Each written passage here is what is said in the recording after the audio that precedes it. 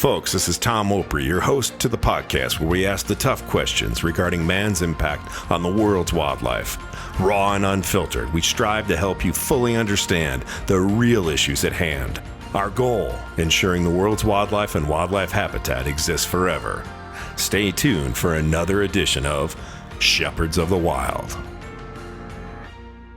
Hey folks, this is Tom Opre from the Shepherds of the Wild podcast. Today we have an extremely distinguished guest. I've got a good friend, someone I've known for a handful of years, and have really gotten to understand a lot about what he's been able to do for wildlife conservation here in Montana, where I'm living these days, and also just a legacy of just an unbelievable legacy for hunters and hunting ethics. Today we've just really happy to have Jim Posewitz with us. Jim is just an incredible author. He's written 5 books around. First one being Fair Chase or Beyond Fair Chase, just the book that sets the bar for ethics in hunting in North America and for the world, for that matter. And Jim and I have had a chance to spend some time together. I think I've done moderated a couple of seminars where Jim has been a speaker, and it's a real pleasure to have you here today. Jim, let's get right into it. And the greatest threat to wildlife, and I've said this for the last several years, is not obviously well-regulated, scientifically based hunting of a renewable resource, but it's strictly, it's this massive human population where really nobody. I was telling you earlier, I heard of a survey that was done a couple months ago with some high schoolers in a major metropolitan area, and 47% of the kids said that they didn't realize when they ate their cheeseburger that an animal died. Mm-hmm. That's scary, Jim. Well, sure it is. And by the same token, when you eat a muffin, somebody plowed up the prairie and put in the wheat. And we're not going to starve ourselves to death, and I don't think anyone should advocate that. But the point is, we have to recognize, there are limits to everything. And we have started to exceed our limits as far as what nature can tolerate, or what the planet can tolerate. And it's starting to speak back, and of course that's pretty dramatic. And so the best thing you do when you have a dramatic lesson is go into denial. And I think the way to keep the public committed to a conservation agenda and to get introduced to a conservation agenda is teach the power and beauty of the restoration, what we actually did and who the guys were and the women were that turned this thing around and took a continent that was a boneyard and restored it to a pretty good abundance, and with more to come. We have groups out there that, and well, I'll say we have the animal welfare, animal rights groups. We have now politicians that are embracing some of these anti-hunter groups' efforts. And because hunting and so many people are now disconnected from that Mother Nature and knowing where their food comes from, killing an animal is a very emotional thing. Yeah. For a hunter. Yes. For any human being. It should be. Yes.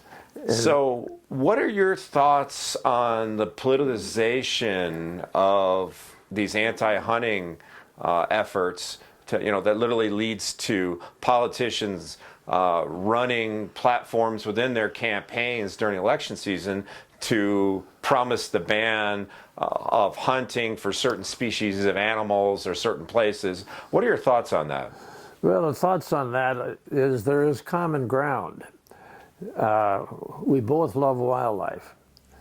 Whether you love it just because of the life of the individual animal, or if you love it because you have this hunter relationship that does involve killing at some point, But the main point is that you care about wildlife.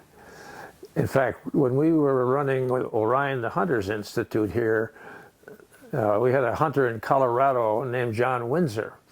And John Windsor saw the issue you're talking about, so he would annually, with his hunting buddies and non-hunting associates, hold a dinner where the hunters brought the meat, the non-hunters brought the vegetables, and the anti-hunters brought the desserts. And they would dine together, and then they would talk together. And I think that kind of thing is what needs to be done. And the more people within a democracy that express their values for wildlife, not by turning on one another, interest groups, but by turning on to the environment and what it takes to produce wildlife for everybody. The hunters what they have done is they have demonstrated we can do it.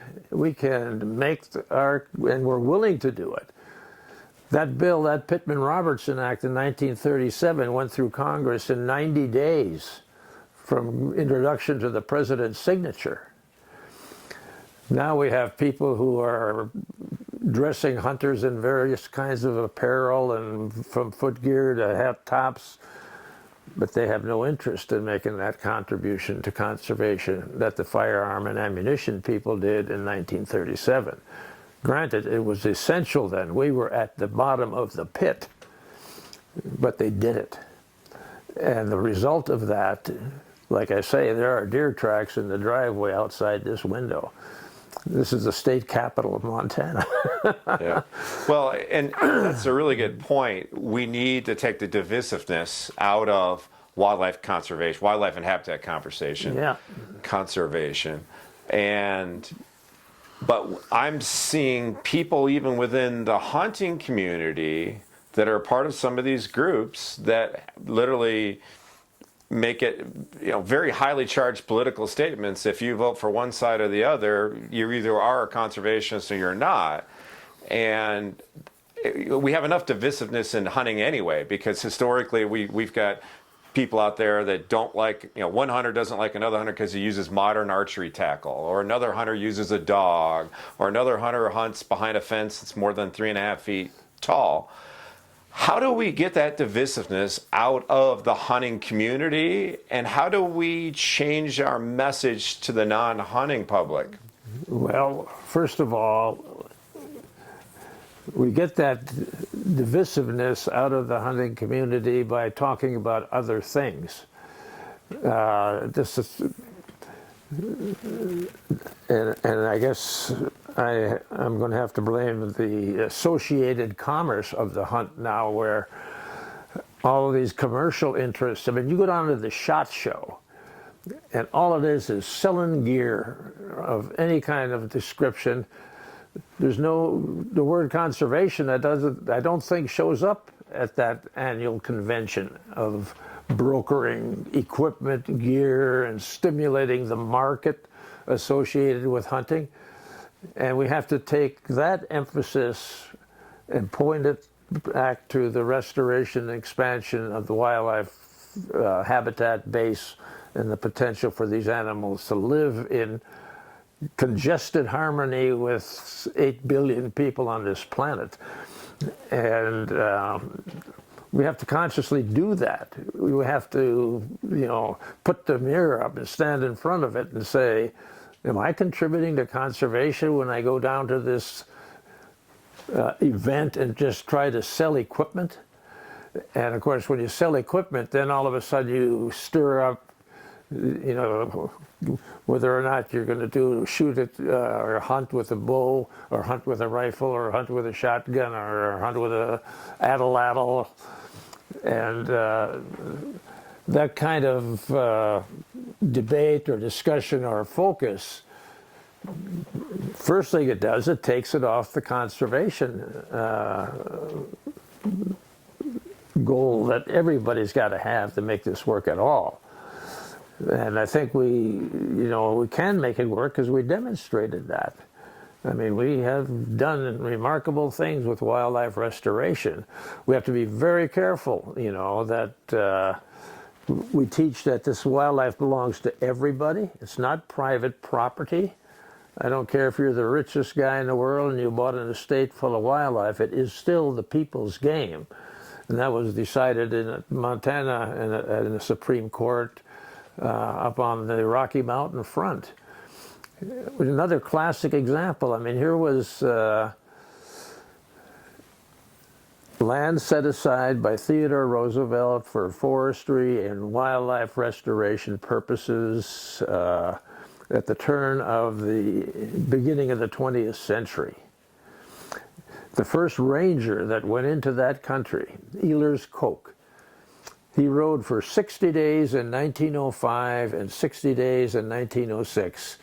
And then he wrote, I never saw or got a shot at a single big game animal except one mountain goat. 60 days in the wildest country we had, and the only game animal he saw was a mountain goat, one mountain goat. Now, it wasn't a generation later that one of the ranchers at the base of that mountain range advertised for machine gunners to shoot elk, because the elk population had recovered to the point where he was at least thinking he was getting damaged by the presence of too many elk. The rancher shoots one elk, the state takes him to court. It was Montana, state of Montana v. Rathbone, where the Montana Supreme Court says, now, and this is in the beginning of the recovery period, that when you buy land in Montana, you buy it with full knowledge of the presence of wildlife for which there's no recourse. That's just part of us. And then what happens in the wake of that is a group forms in Augusta. They call themselves the Sun River Conservation Council. They decide what the elk need is a winter range of their own so they don't have to go on this guy. And that leads to the acquisition of the Sun River Game Range on the Rocky Mountain front. And at one point, that acquisition held in balance because the Fish and Game Department at the time couldn't quite do the bureaucratic drill to buy land in time. So two guys step up, a rancher from Shoto, Carl Malone, and a book salesman hunter, a bookstore operator hunter, businessman from Great Falls, Tom Masselt, and they put up 10 grand of their own money to hold the place for the elk. And then the Fish and Game eventually buys it, compensates them, but that's how this worked. And that's why the Sun River Game Range is a classic in history, and that's why there are the Pine Mountain Preserve, the Sun River Game Range, Ear Mountain, Blackleaf, the Boone, and in the 100-year anniversary of the formation of the Boone and Crockett Club, they buy the Theodore Roosevelt Memorial Ranch all along this Rocky Mountain front. It's a masterpiece. And the hunters put it back together, and everybody enjoys it. Everybody. Well, you hit about the SHOT Show and how commerce drives the hunting industry. And, yeah. I try to define the industry. Anybody makes a buck off of hunting. Okay. You know, and the hunting community is anybody that's into hunting and believes in it, as our North American model. How, when you look at the SHOT Show and you see how people market and sell their products, blood sport broadheads. I mean, there's things that when I see some of these advertisements and I see how they promote themselves,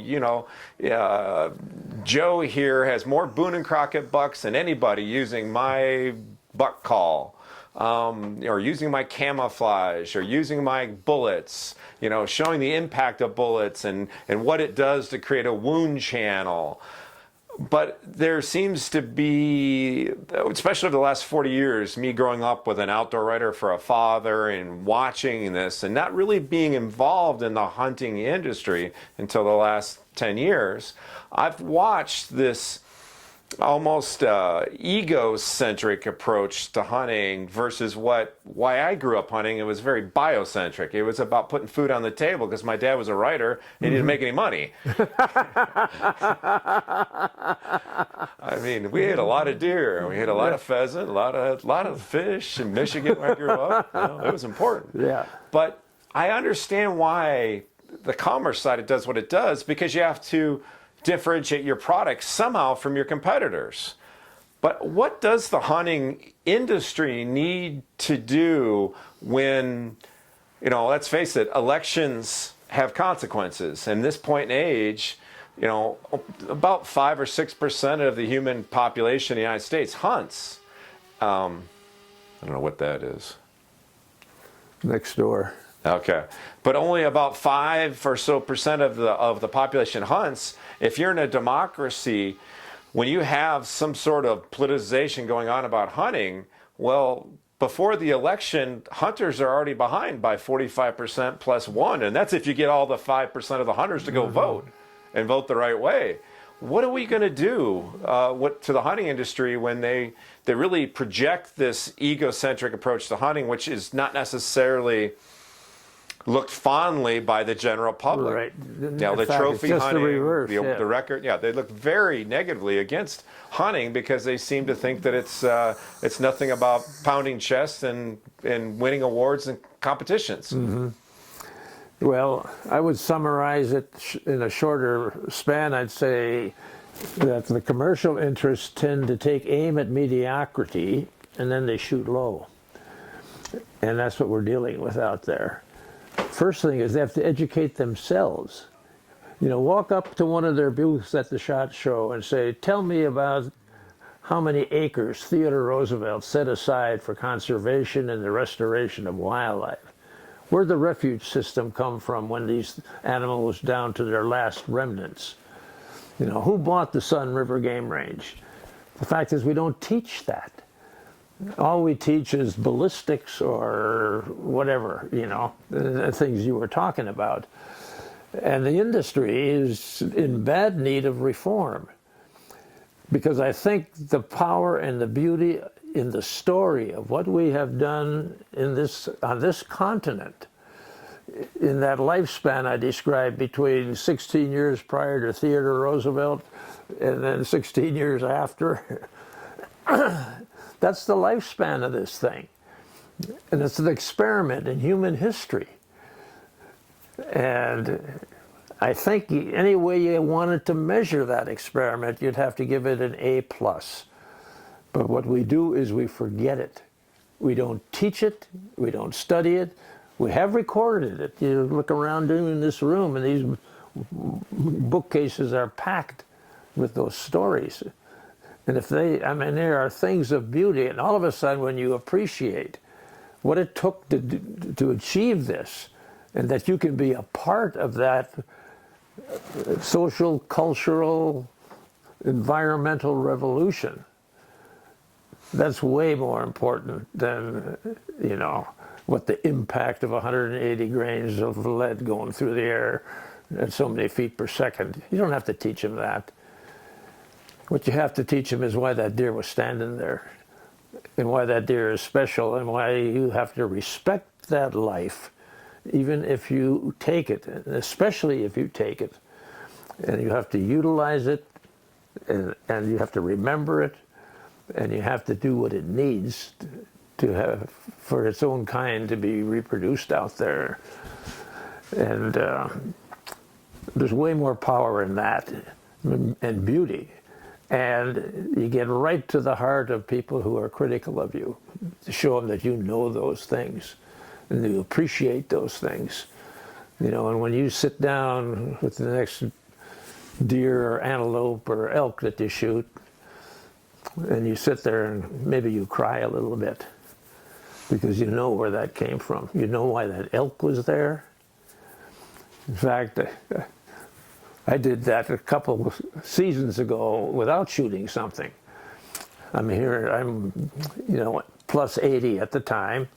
I'm walking into a place that I know is a pretty good place to sit down and spend the morning on the early season. And while I'm sitting there, it starts to get light, and up the trail comes a father and two sons, what I took to be father and two sons. And the father stops the boys when he spots me sitting there. And these kids are fresh out of hunter education because they're extremely serious looking. They have their guns under control, their muzzles are pointed in a safe direction, and they're paying close attention to what's going on.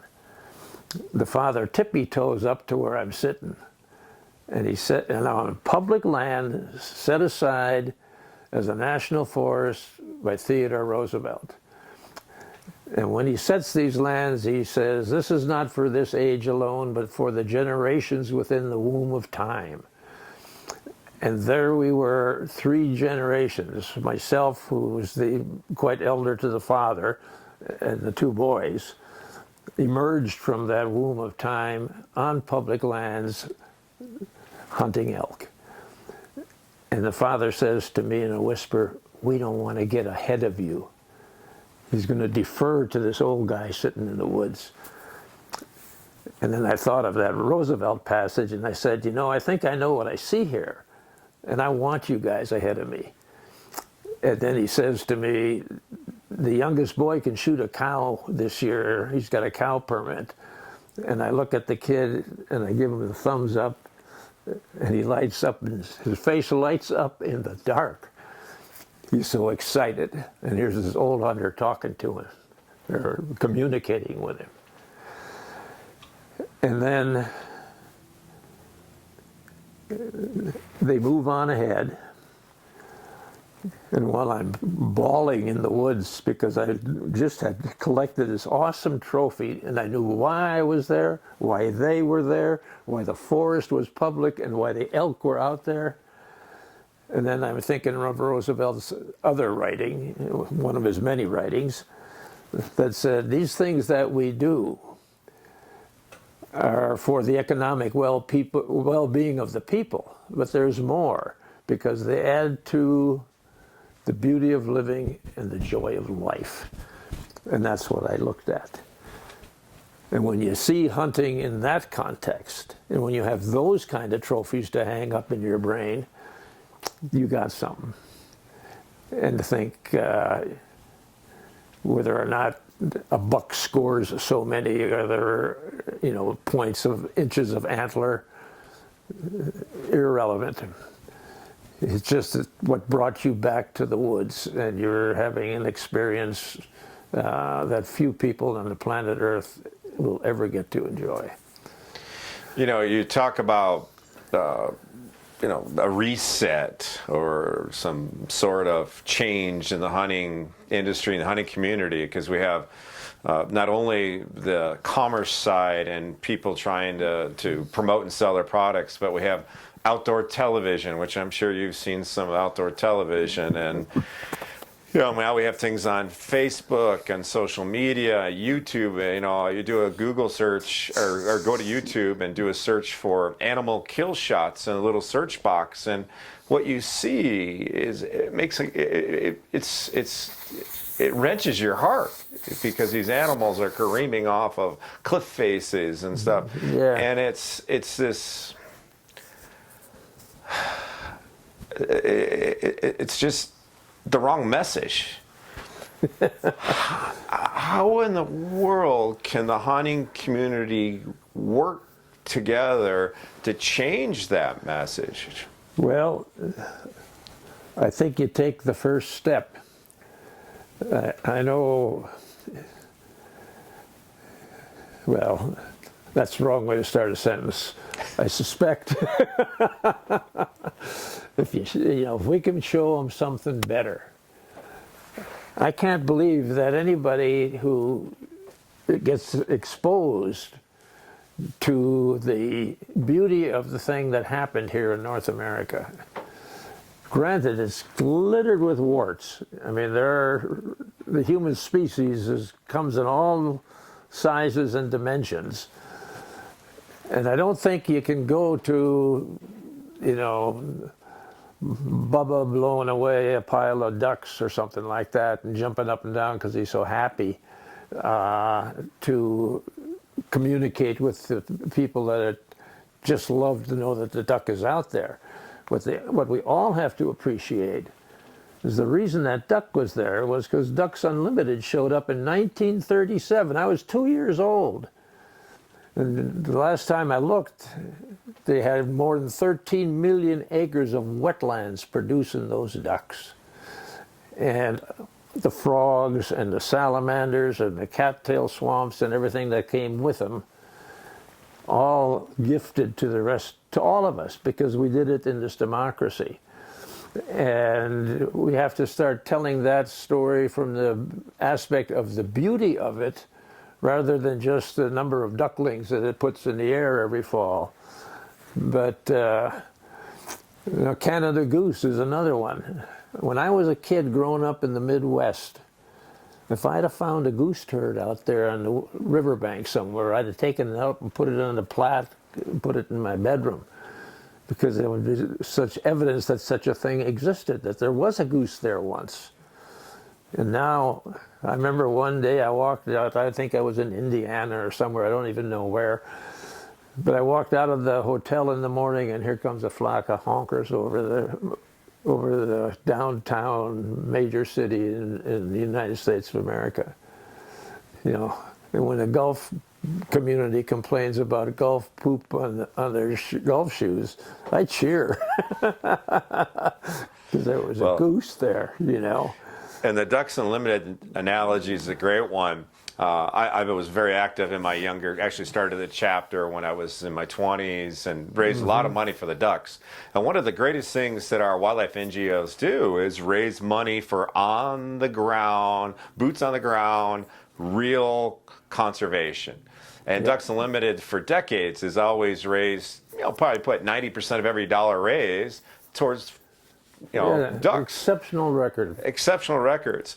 But now we've got to a point where when I sit down with my friends at Ducks Unlimited, the people that run the shop, I'm like, guys, instead of putting 90 cents on the ducks, maybe, because we have historic populations now, we have great habitat, we've changed farming practices, and we've got incredible numbers of waterfowl in North America. International treaties. Yep. Maybe we need to start now taking 60 cents towards the ducks and 30 cents maybe to educating the broader public, because not only do your ducks benefit from your local hunter banquets and the support they get at the grassroots level, but when we take that habitat and keep it from being drained or tilled, it also affects everything within that ecosystem. But one of the problems I've seen is that our wildlife NGOs don't really talk about the big picture. They talk about with laser precision that target species, whether it be ducks or sheep or elk or turkeys. And when it comes to ducks, and you look at that marsh and you keep it so that it's viable, healthy habitat, it affects everything in that ecosystem, but also that's where we recharge the groundwater that you and I, human beings, drink every day. That's a scientific fact.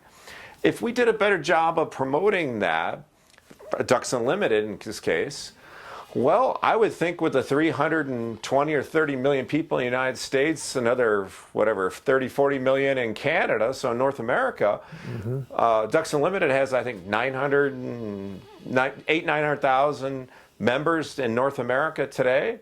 Well, out of 300 and some million, if we promoted the fact that Ducks Unlimited cleans your water, you might find more than a 800,000 or 900,000 might want to send a $25 check.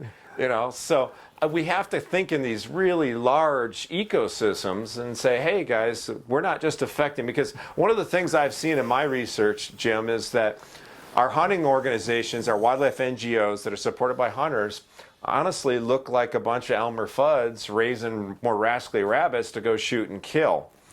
And that's the perception that the non-hunting public gets, because we constantly promote, we're doing hunts, we're doing hunting. Ducks Unlimited has nothing but hunting shows. So I think we have to all, work together and change that perception, because there are so many people disconnected with Mother Nature today. Okay. I have absolutely no disagreement with that. The thing about something that's a work in progress in a democracy, you change generations. And if your new incoming generation doesn't get the education about why it is that they are there, then the only thing they can think about is how I can add to the coffer and maybe keep doing these things. The power and the strength in the story is what's already been done. And my personal experience, again, I went through 2 degrees in fish and wildlife management at Montana State College then, but never 1 credit hour in history, not 1 credit hour in philosophy, not 1 credit hour in ethics.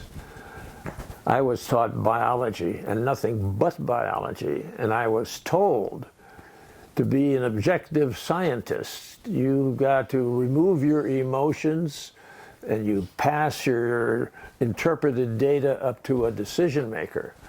Well, that wasn't good enough for me. I abandoned that model before I knew I had abandoned it, but because I cared about what I was doing. And if I had been taught where the wildlife conservation movement came from, I mean, I never knew these stories I've been telling today till after I was out of the agency, trying to understand why it was I couldn't conform to that model.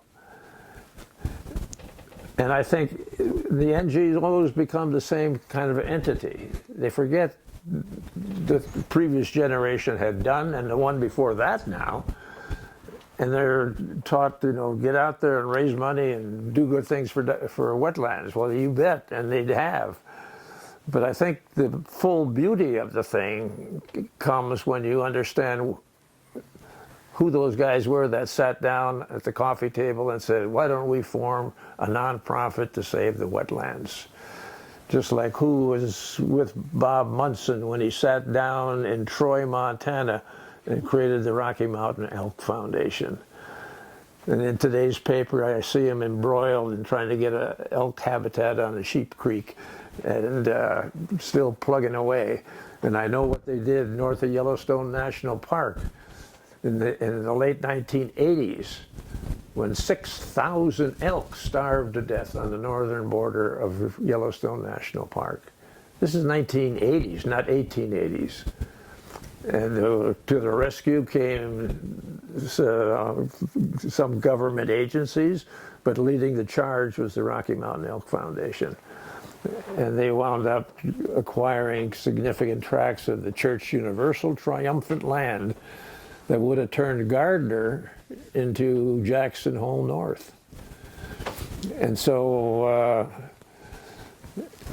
teaching, I think, the contemporary people and the incoming. I mean, to this day, they don't teach incoming people in the department that I spent a career in the history of the agency. What those guys do? Why is that elk out there that we just hired you to manage? Why is it there at all? Why wasn't it part of the boneyard, never recovered? And even at the university level, and I think probably there are some places that are starting to make this transition into making the history and philosophy of the profession you choose a part of what you're educated as when you enter it. And teaching these scientists that it's okay to care. Great point. That's an excellent point.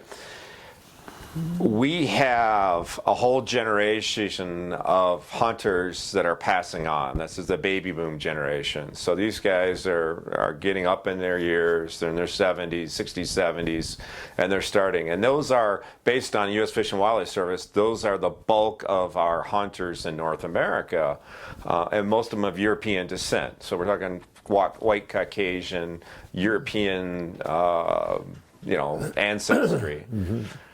And we still have a good population of people that come from that background, but their kids don't seem to be taking up hunting like they did coming out of World War, growing up after World War II. But the population of Latinos is really growing and other minorities are really growing in the United States. How do we get these other minorities, these other people that come from a variety of racial backgrounds? How do we, and because their families weren't necessarily part of that effort to, separate this country from the King of England, which it's pretty important because that really flows into why wildlife, as you said earlier, is the people's. It's not owned by an aristocrats or landowners, right, or monarchy or the government. It's owned by us. How do we get these people, and now our millennials, how do we get them interested in wildlife conservation and sustainable utilization? Well, first of all, I think the power we have is the power of what has been done. The sheer beauty of the fact that here in a democracy, at the very grassroots level, the people came with a conservation ethic in them, and somehow that emerged in a democracy, and in other forms of government, it didn't. In England, while we were settling America, in England, poaching was the #1 rural crime, and the aurochs, the boar, the bear, the beaver, the wolf, and the reindeer went extinct on the British Isles because they were poached into extinction. And the punishment for poaching was brutal. It was death, or the poacher convicted should have his eyes torn out.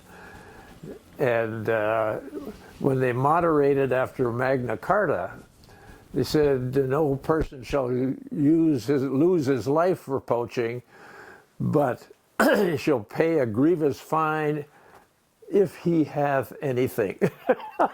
So he wasn't expected to have a penny, but if he had anything, they'd take all his money. And still they poached, and still the game went extinct. And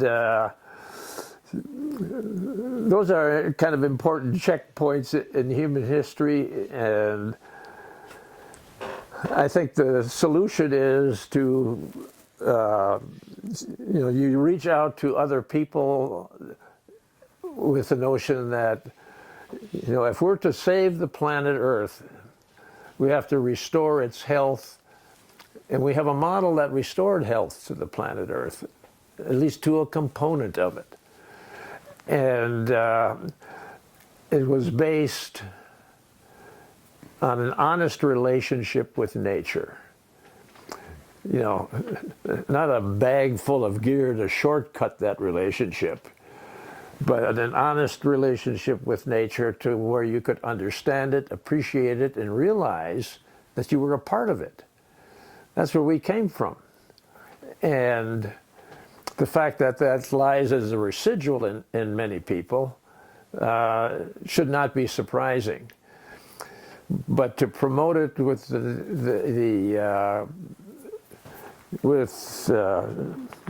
sort of utilizing your promotional material, the number of things you killed, or the speed at which you kill them, or the size at which they have produced antler or a horn, that's not going to appeal, I don't think, to people who see that as another living creature. And there's one way you can get the closest possible relationship with nature and wild things that live there is to, for a while, go do the dance with them and appreciate the significance of the fact that you're allowed into their presence, and they will sustain you, but they expect you to reciprocate and make sure that they themselves are sustained. But nonetheless, to promote this idea that we are from nature, we are a part of nature, and we must restore nature. we had this little model over here of some guys who tried that and went astray, maybe, in your perspective. But nonetheless, that model worked.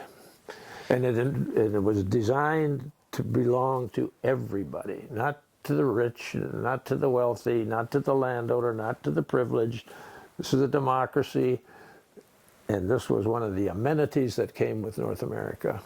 Well, I think to have them cross over the brink, you first have to get them out into the woods.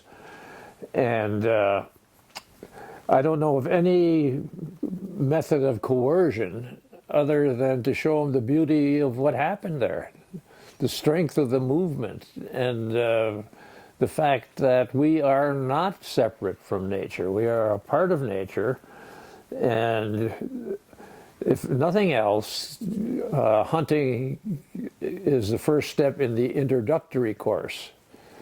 And you don't have to take your first step with a gun in your hand, and it's probably better that you don't, that you just start going out there and becoming familiar with the places where wildlife still lives, and enjoy their presence and find a way to make your presence less obtrusive to them. And at some point when you feel you're ready to take nourishment and to actually become an active part in that drama, give hunting a try. Or fishing. You know, fishing's a little easier because they don't have fur. And they're kind of cold, but nonetheless way more important, or just as important, because they are sort of the net measurement of everything that goes on in a drainage. Ultimately gets into the biological community of the river that produces the fish or is capable of sustaining the fish. And so there's nothing more important than that final scorecard is the stream that's leaving your area of familiarity.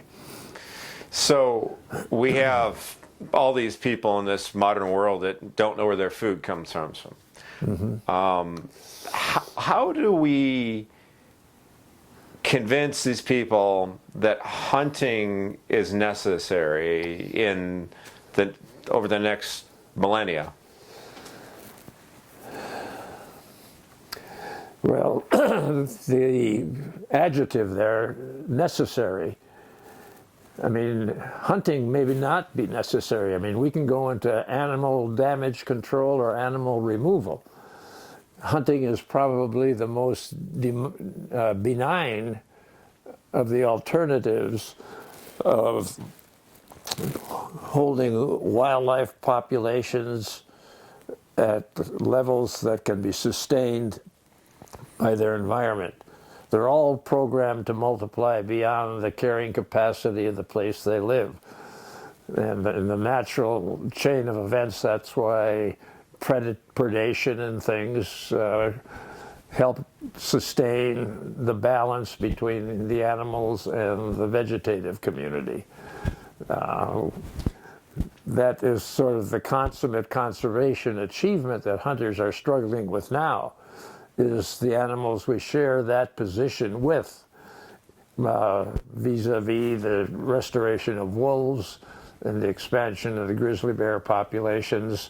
So now we're not the only, top member of the food chain. We're sort of part of the 3 or 4 or multiple party presence there that includes wolves, lions, mountain lions, African lions, across on a planetary basis.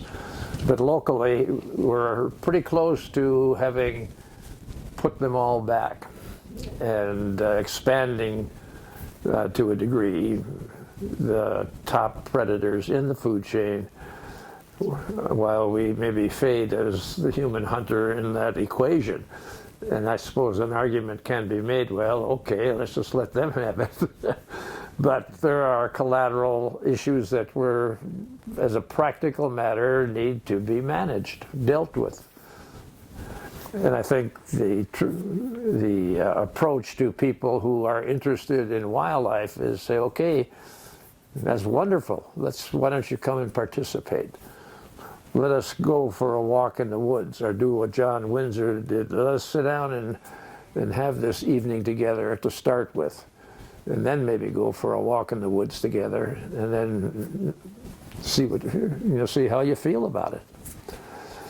And I think at the same time, we probably have to spend way more attention on people within our community that are still going afield without any appreciation for what they're participating in. Yeah, that's doing it for the right reasons. Yeah. You mentioned predators and the situation with wolves and grizzly bears here in North America. Their populations are obviously healthy and expanding. We did some research earlier this year, focus group research, with folks that were not necessarily strongly for or against hunting, trying to determine some attitudes on hunting, but also wildlife conservation. And we, interesting enough, found that 68% of respondents were okay with the hunting of predators as long as it was done for an entire ecosystem approach to management. What do you think about hunting grizzly bears? Well, first of all, I think the focus needs to change a bit, and Montana does not have a grizzly bear season yet.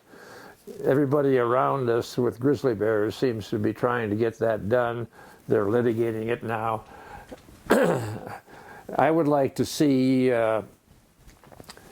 more emphasis placed. I mean, I would like to see a nonprofit, for example, and I think there's some candidates here, but I wouldn't want to mention them without talking to them, to talk about capturing their experiences as wild country hunters with grizzly bears or other major predators, and to value that to the extent that you try to collect that from the hunting community. Tell me your experience non-lethal. In addition, we are also going to address the perhaps a management necessity to do some legal harvest, but we're way more interested in the experiences you're having, and then to share that among the membership of whatever group is collecting those stories. Guys who have, observed them at a safe distance, or hunters who have maybe flushed them out of a berry patch and both walked away unharmed. And the fact that we're starting to realize and appreciate that our position on the top of this wildlife restoration pyramid is going to be shared. And it's going to be shared with the critters that Mother Nature put there. And we can do that with or without shooting them. And we're just as interested in your non-lethal experience as we are with the size of the paw or the length of the fang. That's great. That's not really something, when I think about how I depict hunting, I don't always bring in, part of my cinematography is this, we see things that the vast majority of humanity is never going to see. Whether you're in the Bob Marshall and you've taken a 20, 30 mile horseback hike to get in, or you're up in the Mission Mountains and it's 10 miles back up and you've done 4,000 feet of vertical to get into it with everything on your back. Or be out in the plains or a prairie situation where you're in this is drainage and you've got ducks flying in or an antelope coming around. As a filmmaker, I look to showcase the beauty of Mother Nature. Right. One of the problems I've had with nature cinematography, like the BBC Natural History Unit or National Geographic or Discovery Channel's efforts with some of their new productions, is a lot of times they don't really showcase what really is Mother Nature. They forget about the brutality. They forget about what really, and the thing is I mean, Discovery's figured out with Shark Week, it's all feed sharks. That's chomping down blood and guts. But unfortunately, I think our whole society, we have to do a better job of showing the true cycle of life. And because of we've done, I guess the word is the use of anthropomorphism of wildlife, giving them human traits and human names, and Hollywood has these animals dancing around, singing "Gone to the Wind," or the latest, hip hop song. But that's not real, and it perpetuates this ongoing separation from that natural world by humans. Yeah. What can we do as a species to be better stewards of the land? In getting that whole group of people to be more aware, more perceptive of what the reality is outside of our, glass and steel and concrete jungles. Well, there you hit it on the head. We've stuffed ourselves into these megapolises, and we've become so incredibly abundant that they're everywhere. And how do you find something close to home? I mean, I lived in a middle-sized Midwest community till I was 18 years old, but I could walk to the woods, and that's what I did. And I could walk to the river, and that's where I went. And I could walk to the lake shore and all those things. And of course, you can't do that for most of the people you're talking about. And how you create pockets of open space and semi-wild little places where you can have at least a small experience that leads you on the trail to getting more complicated and maybe perhaps more profound experiences in time. That's quite a challenge. And I wish, I have never lived that way. When I was 18, I moved to Montana, and bingo, I'm not moving back. I do go back and take a peek every once in a while and recognize nothing. Yeah, now that's the same thing for me growing up in Michigan. Yeah. When I first came out, my dad being an outdoor writer, we came out west pretty regularly. My dad was, I'll keep walking while the jackhammer is going. But my father, being an outdoor writer, he was also the president of OWAA, which I'm sure you ever, Outdoor Writers Association, back in 1980s. So all through the 70s as a young kid, I was going to conventions every June, and I was an OWAA brat. So but we went all over, the United States for these conventions, and so we spent a lot of time out here. So ever since I was knee-high to somebody's britches, I wanted to have a place in Montana. Yeah. And it took me till I was in my late 20s to figure it out, but I've been here ever since.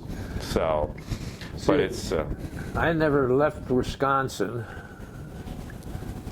other than to go to Chicago White Sox baseball game in Chicago.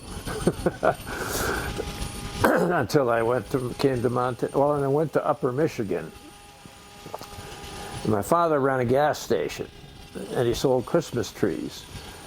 And on one of our Christmas tree buying trips into northern Wisconsin, one of his buddies bought a deer from a Native American. And I got a foot from that deer. And I became a Boy Scout camp counselor, and I would mark the woods where the Boy Scout summer camp was with the deer foot, because there were no deer in that county in Wisconsin. All my nephews that lived there, grew up there, they all got deer and never left, had to leave the county. But nonetheless, at that time, this is 1940, late 40s and early 50s, And one night a week, one of the counselors would take a ratty old deer head that was mounted in the scout mess hall, sit in the swamp with that deer head, and we'd have a night hike, and we'd follow a trail that I'd laid out with that deer foot, and then shine that deer head with this flashlight, and all the kids would go home claiming they'd seen their first deer. Planted a seed there. Planted a seed there. But then the thing was, we were just, having fun and not quite understanding why there was no deer in that county, and they just had been shot. We've talked about hunting and sustainable utilization as one of the probably the least expensive tool for wildlife conservation managers to utilize.